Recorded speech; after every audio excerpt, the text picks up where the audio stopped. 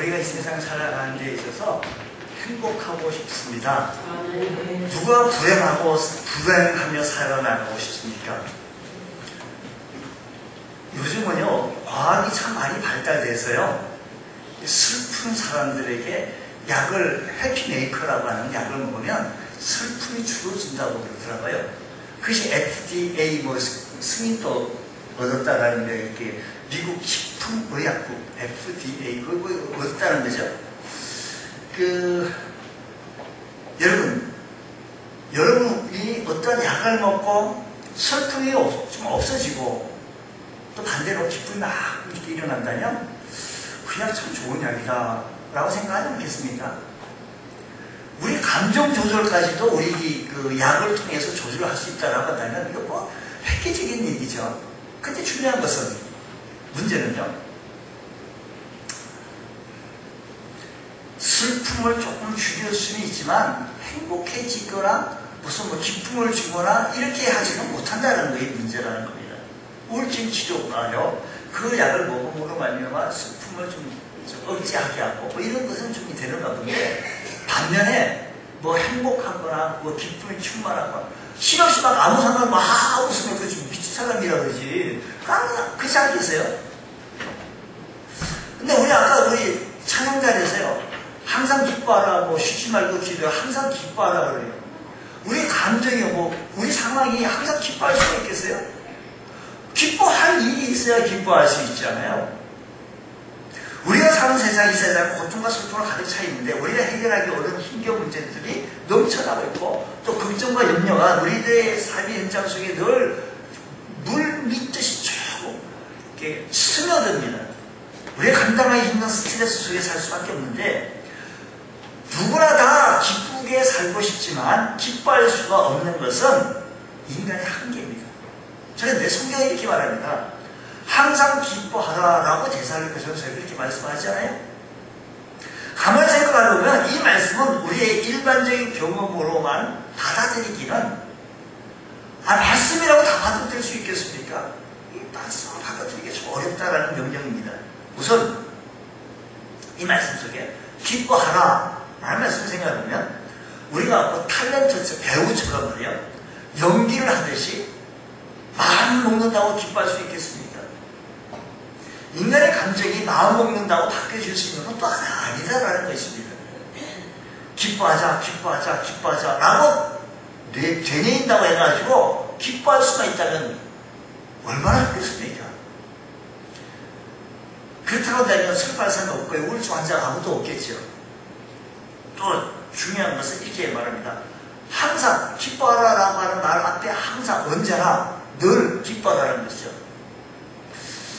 이 상황 속에 늘 기뻐하라는 명령이요, 참 기뻐할 수 있느냐라는 문제를 안고요, 우리 성경을 다시 한번 접근해 봅니다. 하나님께서 왜 이러한 무리한 명령, 불가능한 명령을 우리에게 제시하셨을까? 대사로니가 1장을 보면 이 명령을 받은 사람은 어떤 사람인지 우리가 확인해 보게 되었는데, 이 말씀을 우리가 제가 좀 빨리 정리해가지고, 요약 정리해가지고, 5회가 좀 정리해서 좀 말씀을 나누려고 해요. 4절 말씀은 이렇게 얘기하거든요. 우리가 말씀에 이렇게 이끌린다는 길다는 이렇게 흘러가면요, 그 말씀 속에 우리가 젖어들거든요. 그래서 그 말씀 속에 우리가 비밀을 깨닫게 되었을 때 참 고소해요. 참 맛있어요. 그래서 성경은요, 말씀이 어떻게 해요? 꿀송이처럼 달다 그랬어요. 오늘 이 시간에도 말씀이 꿀송이처럼 달게 느껴지는 우리가 이렇게 간절히 바랍니다. 4절요. 이들은 항상 기뻐하라고 하는 이 명령을 받은 이들은요, 하나님의 사랑하심을 받은 형제들아, 너희를 택한 걸 안다라는 겁니다. 택한 걸 안다라는 거예요. 그러면서 말씀하시기를요, 4절 다음 줄 5절 6절 이들은요, 현재 영적 상태를요, 이 택하심 받은 사람들에게 현재 영적 상태를 설명하기를 5절에, 이런 우리의 복음이 너에게 복음이 말로만 이런 것이 아니고 또한 능력과 동그라미 우리는 그 쳐야 돼. 사실 예수 성경책이요. 우리가 빨리 진행하기 위해서 이렇게 스크린 도움을 받는데 이 일을 돕기 위해서 도는데 능력과 또 그예요 뭐야? 성령과 그리고요 큰 확신. 큰 확신으로 된 거래요. 이 복음의 비밀을 받은 사람이 항상 기뻐하는 사람은 성경이 명령 우리가 못합니다. 어떻게 내가 항상 또 기뻐할 수 있는 내가 미친 사람이 믿고 뭐 이런 얘기 할 수 있잖아요. 근데 성경 얘기 보니까 이 명령을 받은 사람은 어떤 사람이냐 착하시 받은 사람들인데 우리의 복음이 너에게 말로만 이런 것이 아니라 또한 능력과 성령과 큰 확신이 된 것이라는 것입니다. 우리가 너희 가운데서 너희를 위하여 어떤 사람이 된 것은 너희가 아는 바와 같으니라. 또한 또 너희는 많은 환난 가운데서 성령의 기쁨으로 말씀을 받아 우리와 주를 본받는 자가 되었다. 아닙니다. 즉 이들은 여기 보니까 다시 한번 5절 말씀 다시 말씀드리면 능력과 성령과 큰 확신으로 되어져 큰 확신을 가지고 있는 사람들이라는 것입니다. 많은 환난 가운데서 성령의 기쁨을 말씀을 받아 주를 본받는 자가 된 사람들이 능력과 성령과 큰 확신으로 된 자들만이 성령의 기쁨을 얻을 수 있다는 것입니다. 한마디로 이 명령을 받은 사람은 이미 성령의 기쁨을 맛본 사람들이라는 거죠. 환난 가운데서도 기쁨을 맛본 경험이 있는 사람들을 얘기하는 겁니다. 기뻐할 수 없는 가운데서 성령의 역사로 기쁨을 맛본 경험이 있는 사람들, 기뻐할 수 없는 환경 속에서도 성령의 역사로 기쁨을 맛본 경험이, 체험이 있는 사람들.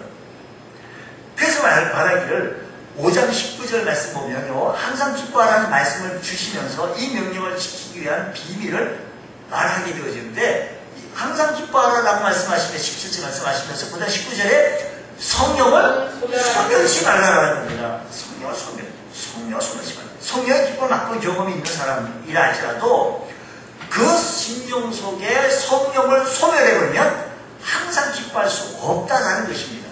그래서 성령이 소멸되지 않도록 주의하라라고 덧붙여 주시고 말씀해 주신 것입니다. 결론적으로 말씀을 보게 되어지면 성령 충만한 사람은 항상 기뻐할 수 있습니다. 기뻐하려고 마음만 먹으면 기뻐할 수가 있고 언제나 어떤 상황 속에서도 기뻐할 수 있는 것은 내가 성령이 충만하면 할 수 있다는 것입니다. 원하면 언제나 기쁨을 누릴 수 있는 것인데 그렇습니다. 우리가 성령 충만하다면 염려, 근심, 걱정 떨쳐버리고 기쁨을 누릴 수가 있습니다. 큰 불행 중에서도 기쁨을 잃지 않을 수 있다는 것입니다. 여기서 바울이 항상 기뻐하라라고 가르쳐 준 것을 우리가 생각해야 되는데 많은 경우 이 점을 모르거나 잊을 수 있기 때문입니다. 우리가 성령 충만해서 기뻐하려고 한다면 기쁨을 되찾을 수 있어요. 내가 성령 충만하면. 여전히 지금 상황이 염려스럽고 염려하려고 하고 지금 상황이 어려우니까 어려움을 느껴야 되고 지금 상황이 우려해야 되니까 우려해야 하는 경우가 있습니다. 그런데 습관적으로 염려하고 습관적으로 울고 습관적으로 불행해하고 습관적으로 불안해합니다. 이제 우리가 성령 충만하면 항상 기뻐할 수 있다는 사실을 기억하면서 성령 충만하면 성령의 기쁨이 내 안에 내재하게 되어진다는 머물게 되어집니다. 오늘 시간에는요 성령의 열매 가운데 희락, 기쁨을 지금 말씀을 드리고 있는 중이죠. 지금 뭔 말씀하시는지 우리가 좀 잘 잡아요. 너무 다리 고약 붙이면 안 되잖아요. 오늘 본문을 보면 성령의 기쁨을 뭐라고 얘기하는 게 기쁨을 성령의 기쁨이요. 뭐라고요? 성령의 열매다라고 말합니다. 성령의 열매다. 열매가 뭡니까? 여러분 열매 모르는 사람 어디 있겠어요? 그것을 좀 정리해서 말씀을 드리면 식물의 삶의 결과겠지요. 식물이 햇빛을 받고 뿌리에서 영양분을 공급을 받아가지고 그 식물에서 생성되어지고 있는 열매를 만들어 나가는 것. 결과가 열매로 나타나집니다.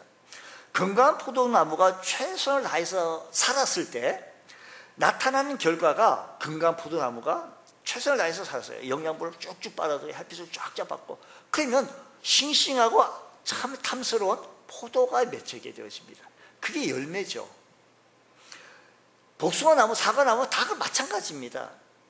성령의 열매란 성령께서 우리 속에 내재해서 소멸하지 않고 뿌리를 내리고 쭉쭉쭉 건강히 잘 버티고 있으면 나타나지고 있는 열매가 나타나는데, 그 열매가 성령의 기쁨, 희락, 성령의 기쁨, 기쁨이라는, 희락, 기쁨이라는 것입니다. 이것이 어떻게 하는 거예요? 성령으로 충만한 채 있으면 기쁨이, 우리의 성령의 기쁨이 내 안에 충만케 되어진다는 것입니다. 심령 속에 기쁨이라는 열매가 맺히게 되어지는 것이죠. 본문이 분명히 기억해야 할 것은, 본문에 말하는 이 기쁨의 열매가, 본문 속에 얘기가 사람의 열매가 아니고 성령의 열매라고 하는 사실 앞에 우리는 조금 생각을 해봐야 합니다. 사람의 몸부림치고 땀 흘리고 얻어지는 열매가 아니라, 그러니까 여기서 말하는 이 기쁨은 성령의 역사를 통해서 우리에게 얻어지는 기쁨을 말하고 있는 것입니다. 그리고 열매가 무엇인가 하니, 그 열매라는 것은, 그 열매라고 하는 것을 통하여 그 식물의 신분, 우리 신분증 제시하라고 하잖아요. 신분증. 지난번에 배를 타러 가는데 신분증 제시하라고 해서 신분증이 없어가지고 못하는데, 그러니까 어쨌든 신분증이 중요한 거예요. 신분증. 이런 얘기했어요. 한국 사람인데 아기 때 이 사람을 미국 사람이 데리고 가서 입양을 했어요. 근데 그때 아기가 이쁘고, 아기 때는 이쁘잖아요, 다. 그래가지고 아기 이쁘고, 근데 데리고 가가지고 그때 마음이 좀 사그라지고 미국 데려가다 보니까 뭐 바쁘다 보니 처음에는 잊었겠죠. 호적등본, 주민등록등본, 입양신고 이렇게 해가지고 절차를 밟는 것을 잊어버리고 안 하다 보니까 조금 나중에 지나가다 보니까 삶이 자기도 비폐해지고, 뭐 미국 사람도 마찬가지 비폐해지고, 또 아기가 크다 보니까 뭐 또 내 새끼가 아니니까 그게 뭐 정이 가겠어요. 내 새끼는 그렇게 지랄 뭐 한다 그러더라도 새끼니까 또 품고 기도하고 사랑하잖아요. 근데 자기 자식이 아닌 것을 데리고 가고 이게 사랑이 되겠어요? 자식 그 마음이 없으면? 그러니까 호주통 아니고 또 부부도 깨져버렸어요. 이 아이는 그냥 뭐 어떻게 살아야 될지 모르면서 이렇게 살았어요. 미국에서 사시다 오신 분이 여기 계시지만, 미국에는 성인만 되면 드라이버 면허증을 주잖아요. 운전 면허증을 주잖아요. 근데 운전 면허증을 먹고 살아 나갈 길이 막막하다 보니까 자기 부모도 부모의 뒷배경이 얼마나 중요한지 여기서 깨닫게 되죠. 근데 뒷배경이 안 되다 보니까 자기 혼자 헤쳐나가는데 얼마나 힘들겠어요. 돈이 되는 일에 뭐든지 다 했죠. 어떤 사람이 물건을 갖다 주면서 이걸 갖다 동쪽에 서쪽으로 옮겨라는 그 일을 몇 개 화물차로 운전하는데, 근데 어느 날 갑자기 찾아와서 경찰이 찾아가고 멈추라는 거예요.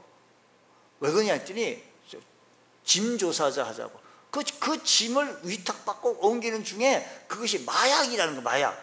그래서 현행범으로 잡혀가지고 당시 이름이 뭐예요? 뭐 쭉쭉 하는데, 미국에 살고 있지만 미국인이 아니요. 호적등본이 있나 주민등록증이 있나 뭐 아이디 카드가 있나 아무것도 없는 거예요. 그러니까 미국인으로 살면서 신분이 안 돼 있는 거예요. 그거 보니까 당신이 어떻게 보니까 추적해보니까 한국에서 한국 추방해버리는 거예요. 당신은 미국 사람이 아니에요. 아무것도 근거 없어. 추방. 한국 이태원에 살면서 7년 동안 한국말 못하면서요. 한국말 한마디 못하면서 그냥 문 닫고 있는 거예요. 신분이 확실치 않으니까. 이 말을 들으면서 나는 이 생각했어요. 우리 그리스도인들의 신분이 확실되지 않냐고. 천국 호적등본이 없으면 천국 가서도 너 신분이 안 된다. 너 신분증이 좀 보자. 신분증. 천국 호적등본에서 이 조사해도 암만 조사해도 어떻게 교회는 너 다녀서 어떻게 찬송만 할는지 모르겠는데 신분이 불확실하다. 안 되겠다. 여기 못 살겠다. 넌 저쪽 나가라. 저 슬피 울며 이를 갈 대로 가버려라. 라고 한다면 우리 신분이 어떻게 되겠습니까? 신분이 참 중요한 거죠. 좀 말씀이 좀 격기로 좀 나가서 미안해요. 어쨌든 열매를 통하여 뭘 알 수 있다? 신분을 알 수 있다는 겁니다. 포도나무가 포도를 맺고요. 포도나무가 애쓰고 노력하고 힘쓰고 울며 뭐 어떻게 한다고 해서 복숭아 만드는 게 아니에요. 그 나무가 포도를 맺는 것을 보면 그 나무가 포도나무 신분을 알 수 있다는 거죠. 기쁨이라는 열매가 나타날 때 그 사람이 성령의 사람이라는 걸 또 알 수가 있다는 것처럼요. 그래서 성령의 역사가 있음을 알 수가 있다는 것입니다. 여러분, 사탄도 성령 못지않게 역사를 일으켜요. 성경에 보면 사탄이 많이 역사를 일으켰습니다. 병도 고치고 사람들이 바라고 원하는 뭐도 줄 수도 있고, 중요한 것은 사탄의 역사에는 기쁨이 없다라는 겁니다. 오히려 두려워하게 하고 염려하게 하고 걱정하게 하는 것이 사탄의 역사인데, 사탄도 기적도 만들어요. 성경이 그렇게 하잖아요. 뱀도 만들고요.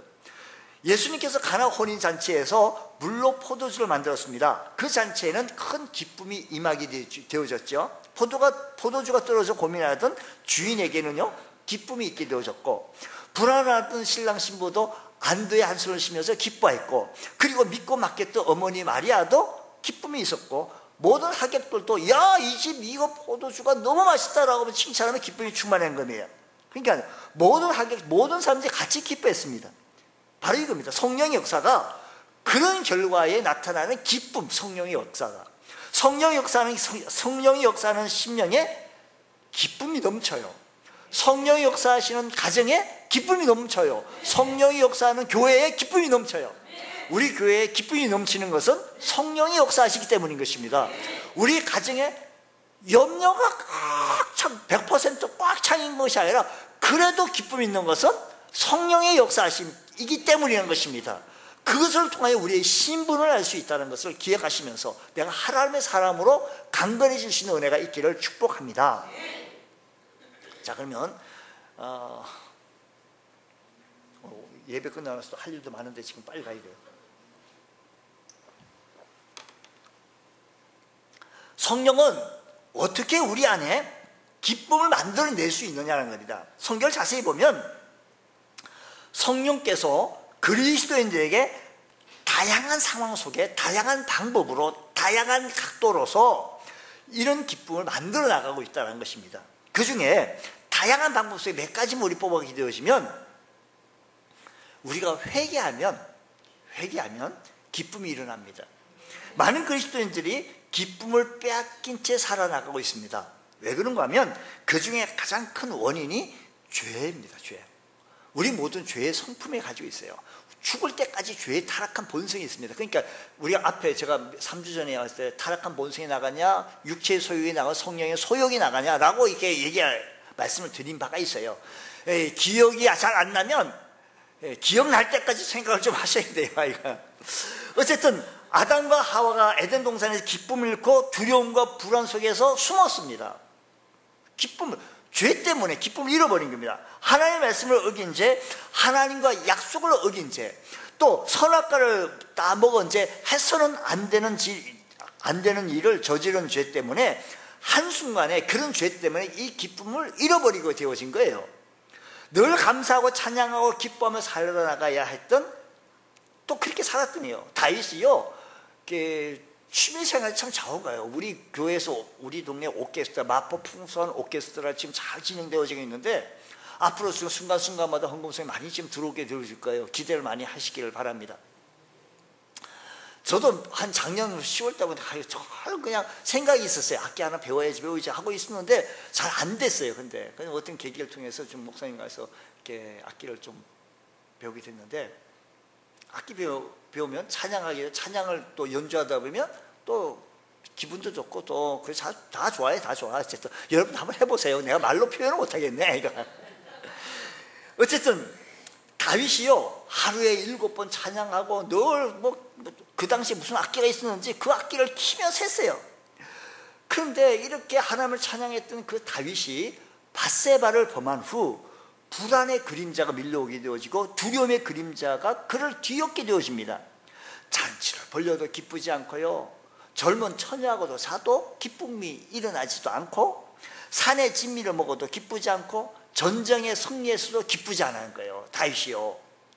왜요? 죄가 그 기쁨을 빼앗아 가버렸기 때문인 것입니다.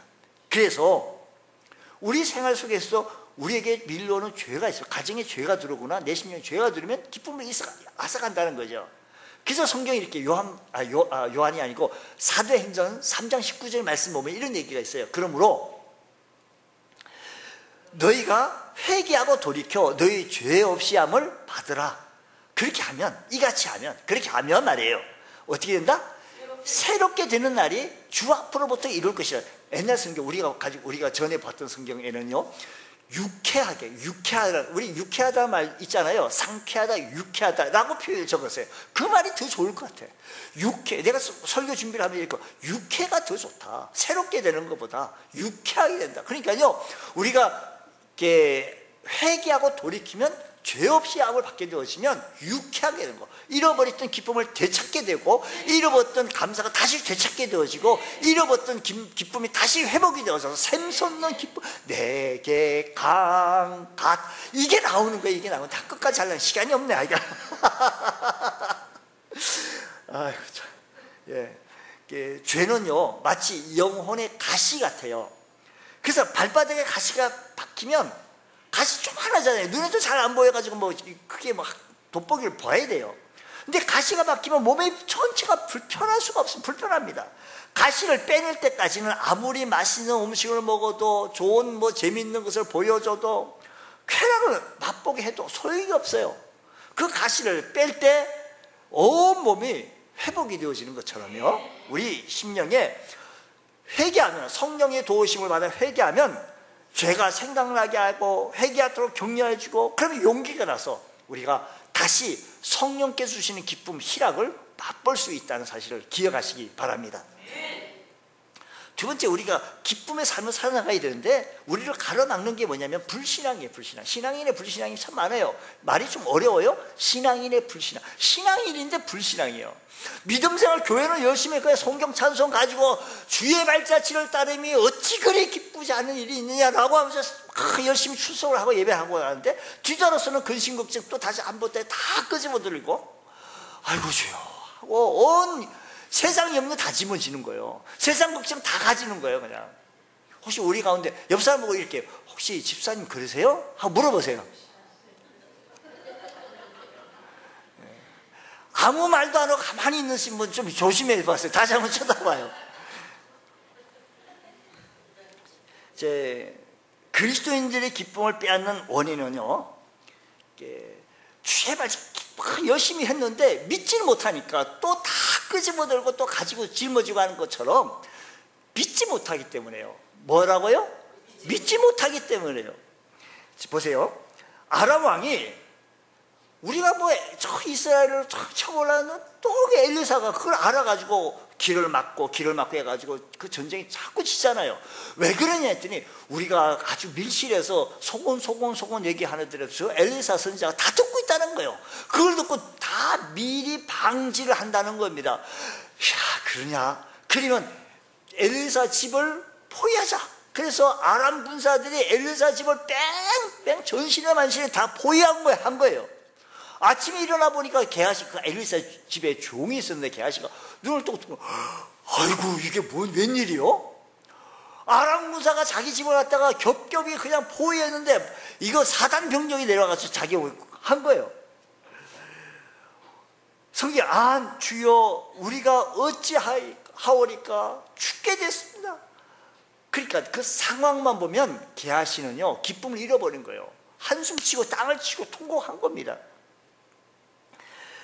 자기네들은 군대를 치를 수 있는 개인집에, 가정집에 이렇게 군사가 사단 병력이나 여기 왔으니 얼마나 힘들었겠습니까? 그때 엘리사가 말했습니다. 두려워 말라. 우리와 함께한 자가 저들과 함께한 자보다 더 많다. 그리고 기도했습니다. 하나님 원컨대 저의 눈을 열어주셔서 밝게 보게 하여 주소서. 하나님께서 그 종의 눈을 열게 되어지자 제가 보니 불말과 불병거가 산에 가득하니까 사단 병력보다 더 많은 그 엘리사 집을 지키는 것을 보게 되어지자 기쁨이 다시 회복이 되어졌다는 것입니다. 우리가 믿음의 눈을 열고 보면 기쁨이 충만한데, 신앙인의 불신앙이요, 말씀드린 대로 주의 발자취를 따르며 어찌 그리 기쁘지 않은 일이 있는가라고 막 찬송하고 하지만, 또다시 교회 문을 또 나갈 때는 이 세상 염려 한숨 눈물 다 짊어지고 나가는 거예요. 또 염려하는 거예요. 또 눈물 짓는 거예요. 또 우는 거예요. 왜 그럴까요? 믿지 못해서 그래요. 하나님이 저들의 눈을 밝히 열게 해주셔서 하나님이 함께 하시는 하나님의 역사하심을 바라보게 하여 주옵소서.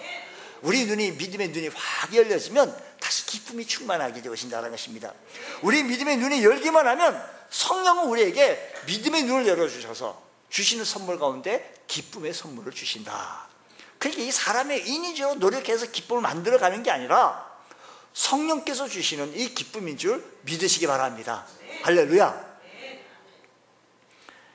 우리 이 기쁨은요, 세 번째 능력입니다. 그리스도인들의 기쁨을 빼앗기는 또 다른 원인은 뭐냐면 우리가 기쁨을 잃어버려 능력이 없기 때문에요. 옆 사람 뭐 이렇게 물으세요. 능력 집사님은 많으시죠? 힘들게 물어봐야 돼. 이거는 한번 물어보세요. 물어보라고 좀 물어봐요. 자, 시간이 없어서 제가 그냥 빨리 진행하겠습니다. 이사야서 보게 되시면 히스기야 왕 때요. 히스기야 왕 때 아수르 왕 사네립이 쳐들어오는 사건이 있죠. 도저히 역부족인 거예요. 그러니까 이렇게 얘기합니다. 오늘은 환난과 책벌과 능력의 날이라. 성경이 이렇게 말합니다. 아이를 낳으려 하나? 아이를 낳으려고 임신부가요. 아이를 낳으려고 하나?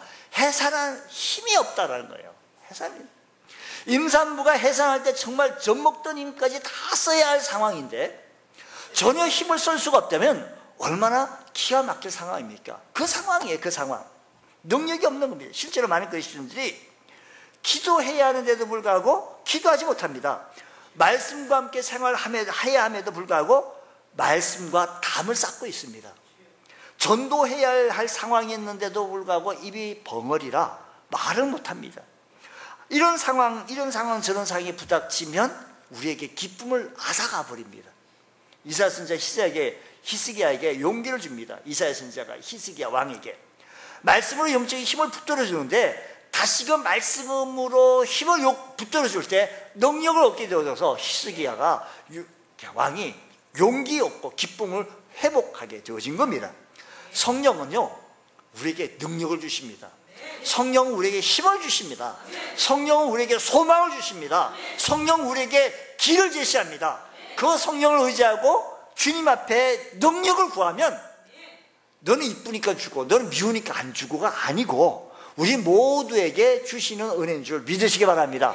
이 은혜를 얻으셔서 우리 모두 성령의 열매 가운데 하나인 기쁨, 희락을 열매를 맺으시기를 주의 이름으로 축원합니다. 기도하겠습니다. 하나님 감사합니다. 저희들에게 큰 은혜 베풀어 주옵시고 성령 충만한 삶을 살아갈 수 있도록 주께서 크신 은혜를 다하여 주옵소서. 예수님 이름으로 기도드립니다. 아멘.